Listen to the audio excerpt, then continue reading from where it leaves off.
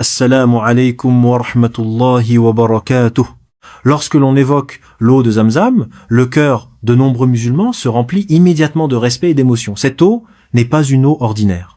Depuis des siècles, des millions de croyants venus des 4 coins du monde la boivent après avoir accompli le Hajj ou la Umrah, et beaucoup rapportent quelques bouteilles chez eux pour les partager avec leur famille et leurs proches. Pour beaucoup, recevoir de l'eau de Zamzam est un véritable cadeau, un souvenir précieux des lieux les plus sacrés de l'islam. Mais aujourd'hui, permettez-moi de vous poser une question qui peut sembler étonnante. Avez-vous de l'eau de Zamzam chez vous?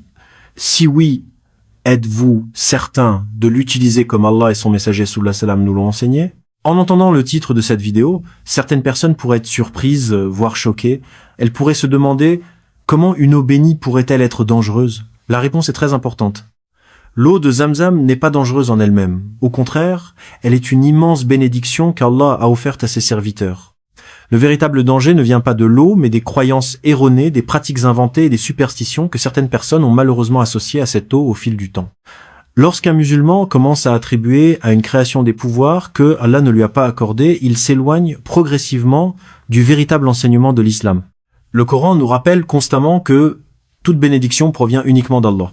Il est le créateur de toutes choses, celui qui donne la vie, celui qui accorde la guérison, celui qui protège et celui qui répond aux invocations. Les objets, les lieux et les moyens qu'Allah a créés peuvent être une cause de bien, mais ils n'agissent jamais indépendamment de sa volonté. Cette vérité est fondamentale dans la croyance islamique. Oublier ce principe peut conduire une personne à tomber dans des pratiques qui ressemblent davantage à des superstitions qu'à l'adoration sincère d'Allah. Aujourd'hui, on entend parfois des affirmations qui n'ont aucun fondement dans le Coran ni dans les hadiths authentiques.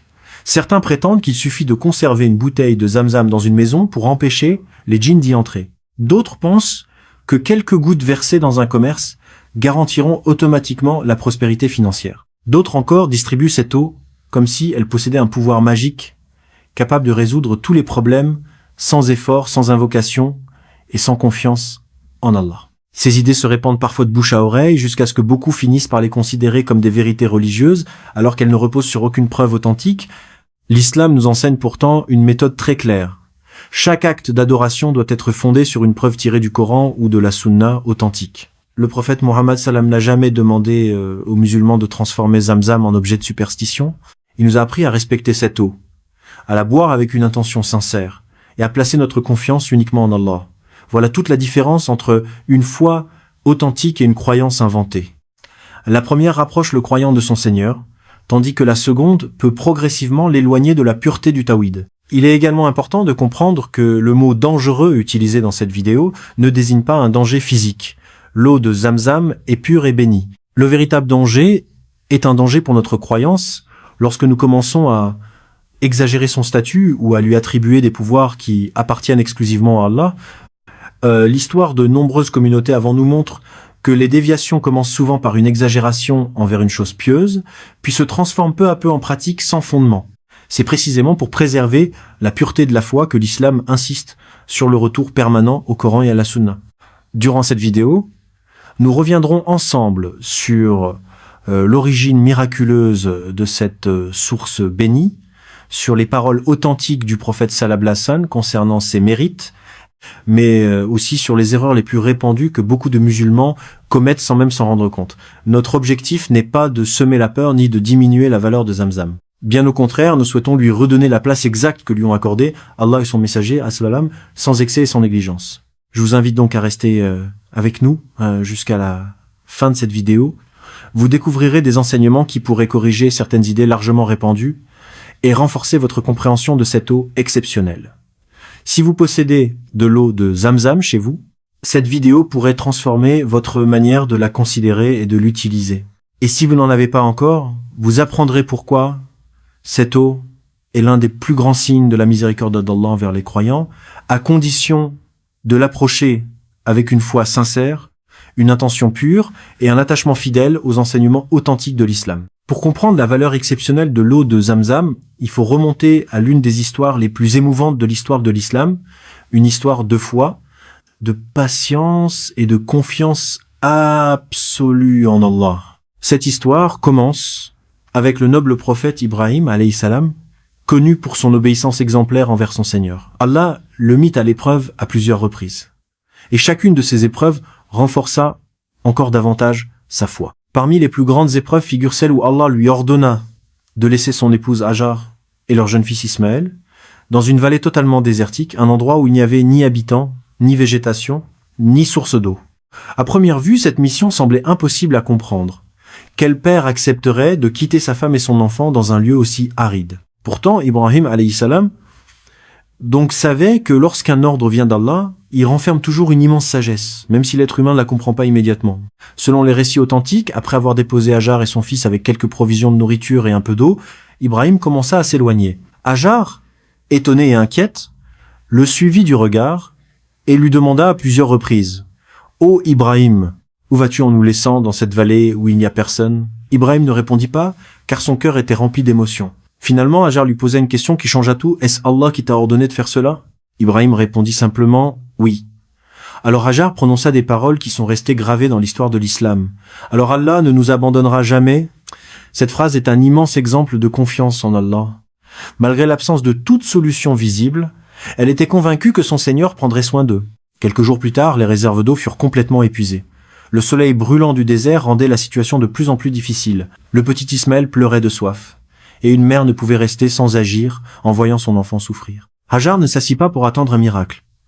Elle décida de faire tout ce qui était en son pouvoir. Elle monta sur la colline d'As-Safa afin de chercher un signe de vie ou une caravane au loin. Ne voyant personne, elle descendit rapidement et courut jusqu'à la colline d'Al-Marwa. Là encore, elle ne trouva aucune aide. Pourtant, elle ne renonça pas. Cette fois, elle effectua cet aller-retour entre les deux collines, espérant qu'Allah lui ouvre une issue. Cette scène est d'une profondeur extraordinaire. Hajar savait que les collines ne produiraient pas de l'eau par elles-mêmes, mais elle comprenait qu'Allah aime que ses serviteurs fassent des efforts avant de placer leur confiance en lui. Cette combinaison entre l'action et le tawakkul, la confiance totale en Allah, constitue l'un des plus beaux enseignements de cette histoire. Aujourd'hui encore, les musulmans qui accomplissent le Hajj ou la Umrah reproduisent ce parcours entre As-Safa et Al-Marwa lors du Sa'i. Ce rite rappelle à chaque croyant que les efforts sincères précèdent souvent les plus grandes bénédictions d'Allah. Pendant que Hajar poursuivait sa recherche désespérée, Allah envoya l'ange Jibril alayhi salam. Par la permission d'Allah, il frappa le sol près du petit Ismaël et une source d'eau commença immédiatement à jaillir. En voyant cette eau apparaître au milieu du désert, Hajar se précipita pour la rassembler autour de la source afin qu'elle ne se disperse pas dans le sable. Selon les hadiths authentiques, elle répétait « Zamzam », ce qui signifie approximativement « arrête-toi, rassemble-toi ». C'est ainsi que cette source bénie reçut le nom de Zamzam. Depuis ce jour, ce puits n'a jamais cessé de fournir de l'eau, malgré les millions de pèlerins qui en boivent chaque année depuis des siècles. Pour les croyants, il ne s'agit pas seulement d'un phénomène extraordinaire, mais d'un signe évident de la puissance d'Allah. Là où tout semblait perdu, Allah fit surgir une source intarissable, qui continue encore aujourd'hui à désaltérer des millions de personnes venues visiter sa maison sacrée. Cette histoire nous transmet une leçon intemporelle. Trop souvent, lorsque nous traversons une difficulté, nous attendons que les solutions apparaissent sans agir.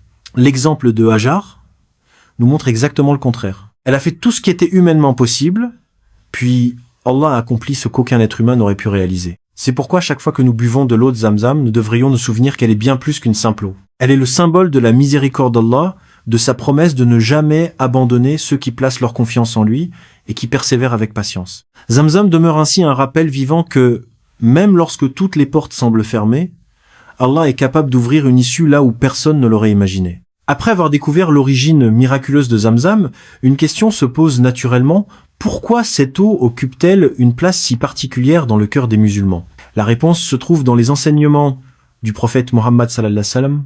Contrairement à de nombreuses croyances populaires qui reposent sur des récits faibles ou des traditions sans preuve, les mérites de Zamzam sont clairement établis dans des hadiths authentiques. Le messager d'Allah nous a appris que cette eau est une bénédiction exceptionnelle accordée par Allah à ses serviteurs. Mais il nous a également enseigné comment en profiter correctement, sans tomber dans l'exagération ni dans la superstition. L'un des hadiths les plus célèbres concernant Zamzam est celui dans lequel le prophète Salamam a dit « L'eau de Zamzam est pour ceux pourquoi elle est bue ». Cette parole, rapportée dans des recueils reconnus, renferme une immense sagesse. Elle nous enseigne que le croyant ne boit pas cette eau de manière machinale ou par simple habitude. Il la boit avec une intention sincère, tournée vers Allah. Avant de boire Zamzam, il est recommandé de formuler une invocation dans son cœur et de demander à Allah ce qu'il espère obtenir de meilleur dans cette vie et dans l'au-delà. Certains demandent une guérison, d'autres implorent une augmentation de leur foi, une science utile, une subsistance licite, une descendance pieuse, le pardon de leurs péchés ou la facilité dans une épreuve difficile. Toutes ces demandes sont permises tant qu'elles sont adressées exclusivement à Allah. Cette réalité nous rappelle une règle essentielle de l'islam. L'intention occupe une place centrale dans chaque acte d'adoration. Deux personnes peuvent boire exactement la même eau, au même endroit et au même moment, mais leurs récompenses auprès d'Allah peuvent être totalement différentes selon la sincérité de leur intention. Celui qui boit Zamzam avec foi, humilité et confiance en son Seigneur, espère une bénédiction qu'Allah accorde par sa miséricorde. En revanche, celui qui considère cette eau comme un simple objet porte-bonheur ou comme une solution automatique à tous ses problèmes, risque de passer à côté de son véritable sens spirituel. Le prophète sallam a également décrit Zamzam comme une eau qui nourrit et qui apporte un bienfait particulier. Dans un hadith authentique, il a expliqué qu'elle constitue une nourriture nourrissante. Les savants ont expliqué que cette description souligne la bénédiction particulière que Allah a placée dans cette eau. L'histoire du compagnon Abu Dar, qu'Allah l'agrée, illustre parfaitement cette réalité. Selon les récits authentiques, il séjourna plusieurs jours près de la Kaaba, sans autre nourriture que l'eau de Zamzam, et Allah lui permit de conserver ses forces. Ce récit ne signifie pas que les musulmans doivent remplacer leur alimentation par Zamzam, mais il montre que cette eau possède une bénédiction unique que les autres eaux ne possèdent pas. Le prophète sallam nous a également enseigné que Zamzam est une cause de guérison. Cependant, il est très important de bien comprendre ce que cela signifie. En islam, aucune créature n'agit par sa propre puissance. Ni un médicament, ni une plante, ni un médecin, ni même l'eau de Zamzam ne guérissent indépendamment d'Allah. Tous ces éléments ne sont que des moyens créés par le Seigneur des mondes. C'est Allah qui décide de la guérison, du moment où elle arrive et de la manière dont elle se manifeste. Cette croyance protège le musulman contre toute forme d'association ou de superstition. Lorsque nous buvons Zamzam, nous ne plaçons jamais notre confiance dans l'eau elle-même, nous plaçons notre confiance dans celui qui a créé cette eau et qui a placé sa bénédiction. Les compagnons du prophète sallam comprenaient parfaitement cette réalité. Ils buvaient Zamzam avec respect, gratitude et espoir, tout en multipliant les invocations. Ils ne cherchaient pas à transformer cette eau en objet de culte, ni à lui attribuer des pouvoirs mystérieux. Leur exemple nous enseigne que la meilleure manière de profiter de cette bénédiction est de suivre fidèlement la sunna. Lorsque le croyant boit Zamzam, il commence par prononcer le nom d'Allah, il boit avec reconnaissance, puis il demande à son Seigneur ce qui est bénéfique pour sa religion, sa vie présente et sa vie future. Cette attitude nous rappelle également une autre vérité essentielle. Les bénédictions les plus précieuses ne résident pas seulement dans les bienfaits matériels, mais dans le lien qu'elles renforcent entre le serviteur et son Créateur. Chaque gorgée de Zamzam est une occasion de renouveler sa foi, de remercier Allah pour ses innombrables bienfaits et de se souvenir de l'histoire extraordinaire de Hajar et d'Ismaël. Elle nous rappelle que Allah répond aux invocations de ceux qui placent leur confiance en lui et qu'il ouvre des portes que personne n'aurait pu imaginer.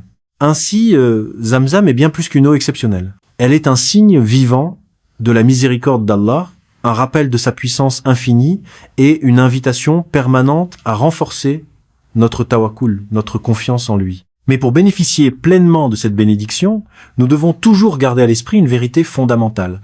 Toute grâce, toute protection, toute guérison et toute réussite proviennent exclusivement d'Allah. Zamzam est une cause bénie parmi les causes qu'il a créées, mais c'est toujours lui seul qui accorde le résultat selon sa sagesse et sa volonté.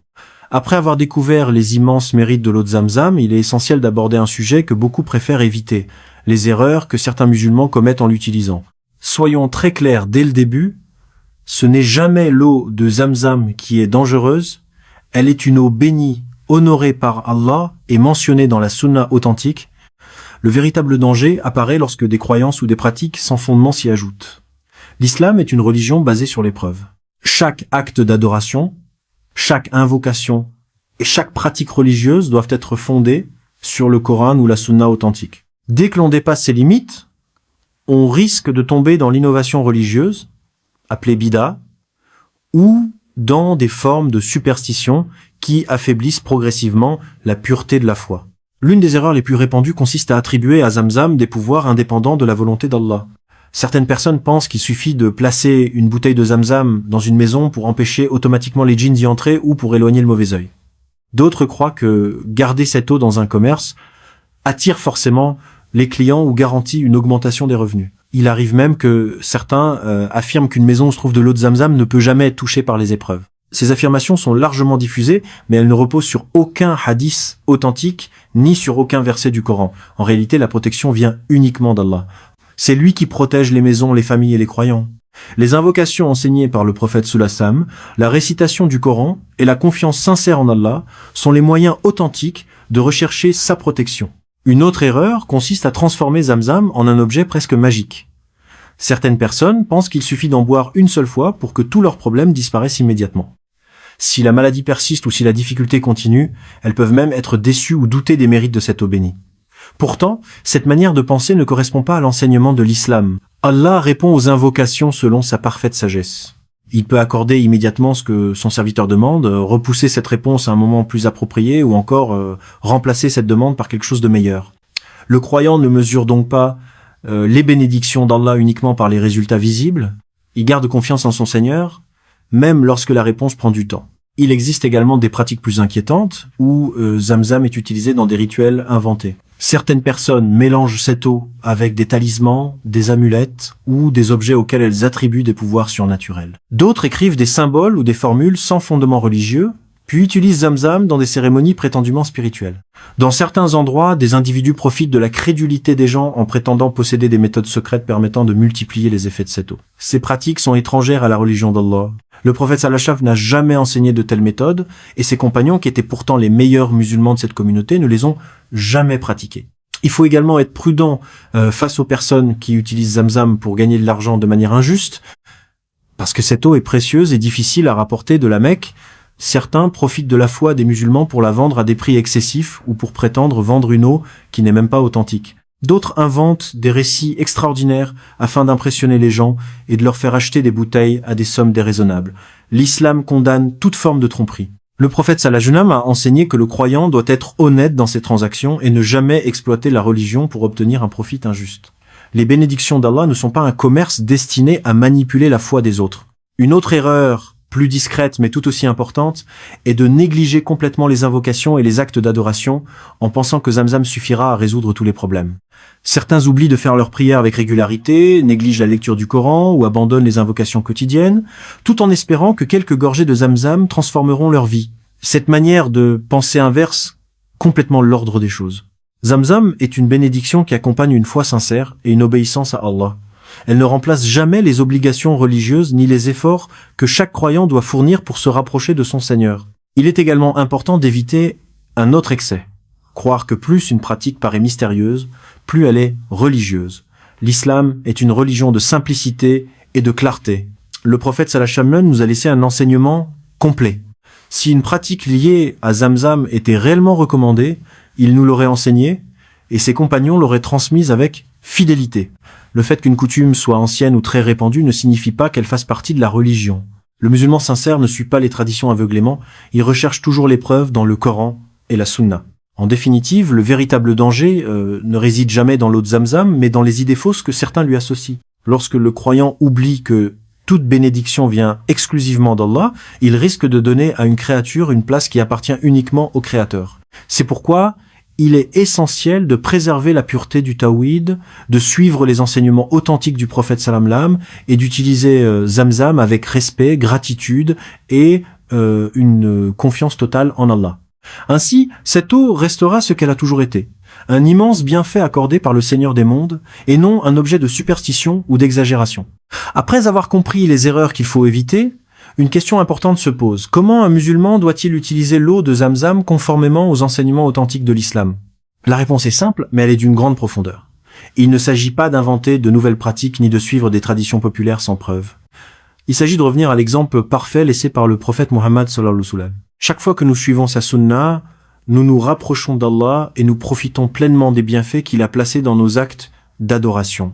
Zamzam ne fait pas exception. Cette eau bénie doit être consommée avec foi, respect, gratitude et sincérité, sans exagération ni superstition.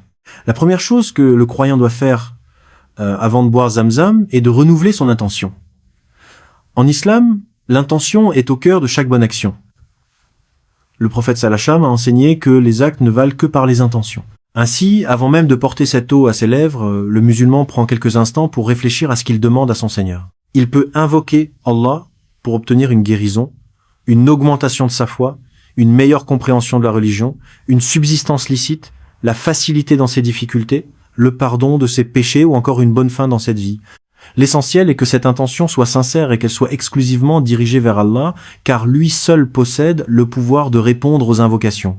Ensuite, il est recommandé de commencer en prononçant Bismillah, comme pour toute nourriture ou boisson. Ce simple geste rappelle que chaque bienfait provient d'Allah. Beaucoup de musulmans accomplissent ce geste naturellement sans toujours réaliser sa profondeur.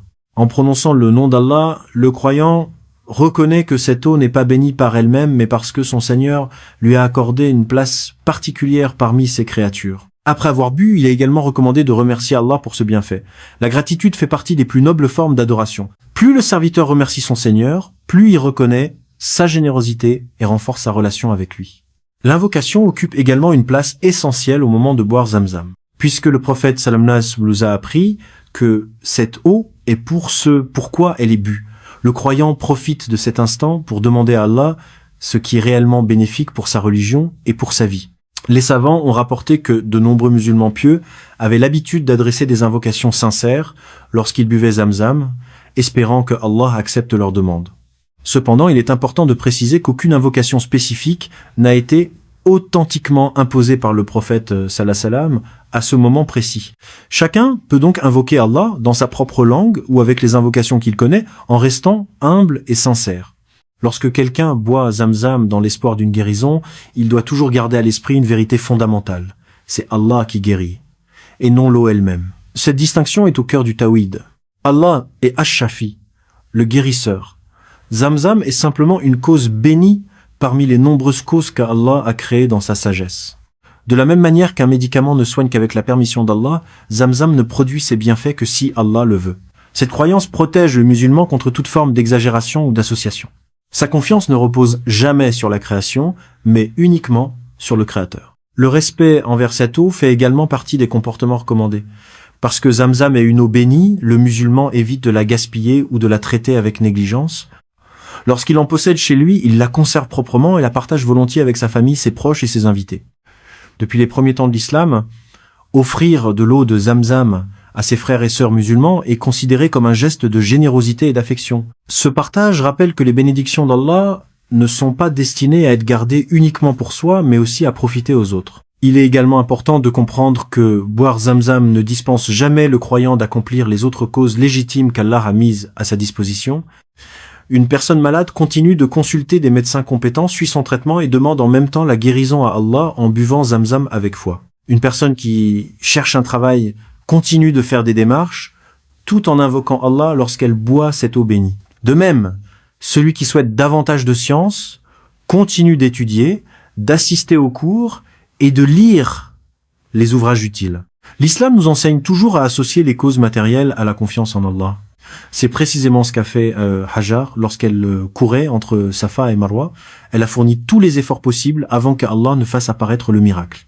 Enfin, utiliser correctement Zamzam signifie aussi préserver la pureté de notre croyance. Le musulman ne transforme jamais cette eau en objet de superstition, ne lui attribue aucun pouvoir indépendant et ne pratique aucun rituel inventé. Il suit simplement la voie du prophète Salamas et de ses compagnons, convaincus que la meilleure des guidées est celle qu'ils ont transmise. Ainsi, chaque fois qu'il boit Zamzam, il se rappelle non seulement l'histoire extraordinaire d'Hajar et d'Ismaël, mais aussi une vérité essentielle, toutes les bénédictions, toutes les guérisons, toutes les protections et toutes les réussites viennent exclusivement d'Allah. Zamzam est un magnifique cadeau de notre Seigneur, une cause de bien parmi les causes qu'il a créées, mais c'est toujours lui seul qui décide du résultat selon sa sagesse infinie. C'est cette compréhension équilibrée qui permet aux croyants de profiter pleinement de cette eau bénie tout en préservant la pureté de sa foi. En arrivant à la fin de cette vidéo, prenons quelques instants pour méditer sur le véritable message que nous laisse l'histoire de Zamzam. Beaucoup de personnes retiennent uniquement le miracle de cette source qui jaillit au milieu du désert. Pourtant, derrière ce miracle se cache une leçon bien plus profonde, une leçon qui peut transformer notre manière de vivre notre foi au quotidien.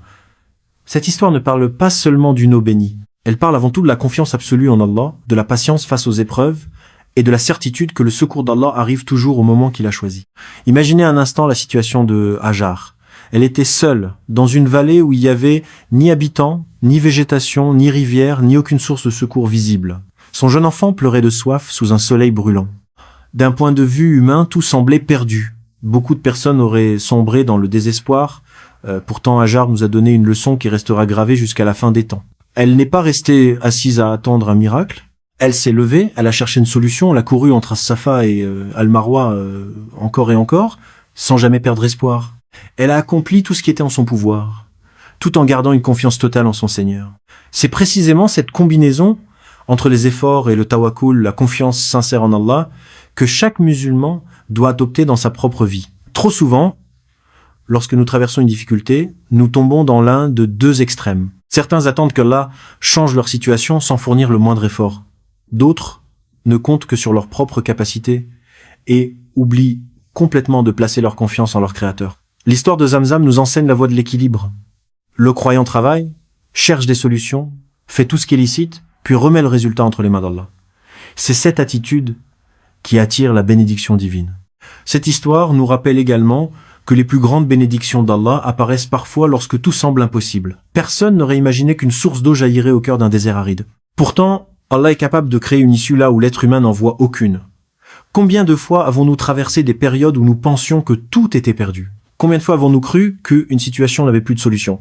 Puis, soudainement, Allah a ouvert une porte que nous n'avions jamais envisagée. Voilà pourquoi le croyant ne perd jamais espoir. Tant que nous plaçons notre confiance en Allah, aucune situation n'est définitivement sans issue. Si vous avez la chance de posséder de l'eau de Zamzam chez vous, considérez-la comme un immense cadeau de votre Seigneur. Beaucoup de musulmans rêvent de visiter la mosquée sacrée de la Mecque et de boire directement à cette source bénie. Si Allah vous a permis d'en avoir chez vous, remerciez-le sincèrement pour cette faveur. Utilisez cette eau conformément à la sunna du prophète sallallahu alayhi wa sallam. Buvez-la avec une intention sincère, invoquez Allah avec humilité, partagez-la avec vos proches et évitez toutes les pratiques qui n'ont aucun fondement dans le Coran ou la sunna authentique. Souvenez-vous toujours que la véritable bénédiction ne réside pas seulement dans cette eau, mais dans votre relation avec celui qui l'a créée. Je vous encourage également à transmettre ces enseignements autour de vous. Il existe encore beaucoup de confusion concernant l'eau de Zamzam. Certaines personnes répètent des croyances qu'elles ont entendues sans jamais vérifier leur authenticité. En partageant la connaissance correcte, vous pouvez aider votre famille, vos amis et votre entourage à pratiquer leur religion avec davantage de science et de sérénité. Le prophète sallallahu nous a enseigné que transmettre un bien est une immense récompense. Peut être qu'une simple explication donnée avec sagesse permettra à une personne de corriger une pratique erronée et de se rapprocher davantage d'Allah. Avant de nous quitter, prenons quelques secondes pour faire une invocation ensemble. Ô Allah, Seigneur des mondes, nous te remercions pour tous les bienfaits que tu nous accordes, visibles et invisibles. Fais de nous des serviteurs sincères qui suivent le Coran et la Sunna de ton prophète Mohammed sallallahu. Accorde-nous une foi solide, une science bénéfique, une subsistance licite, une bonne santé et une excellente faim. Fais que chaque fois que nous buvons de l'eau de Zamzam, nos cœurs se remplissent davantage de confiance en toi, d'amour pour ta religion et de gratitude envers tes innombrables bienfaits. Pardonne nos fautes, guide nos familles et fais de nous des causes de bien pour les autres. Amin. Si cette vidéo vous a permis d'apprendre quelque chose de nouveau ou de corriger certaines idées reçues, dites-le nous dans les commentaires en écrivant qu'Allah nous fasse suivre le Coran et la Sunna. J'aimerais également savoir si vous avez déjà eu l'occasion de boire de l'eau de Zamzam et quels souvenirs spirituels vous en gardez. Vos témoignages peuvent inspirer d'autres personnes. N'oubliez pas de laisser un j'aime si cette vidéo vous a été bénéfique, car cela permet de la faire découvrir à davantage de musulmans. Partagez-la avec votre famille, vos amis et tous ceux qui possèdent de l'eau de Zamzam ou souhaitent en apprendre davantage sur ses véritables mérites. Et surtout, abonnez-vous à la chaîne et activez la cloche de notification afin de ne manquer aucune de nos prochaines vidéos consacrées aux enseignements authentiques du Coran et de la Sunna. Que Allah accepte nos œuvres, augmente notre science utile, raffermisse notre foi et fasse de nous des serviteurs qui le rencontrent avec un cœur pur. Amin.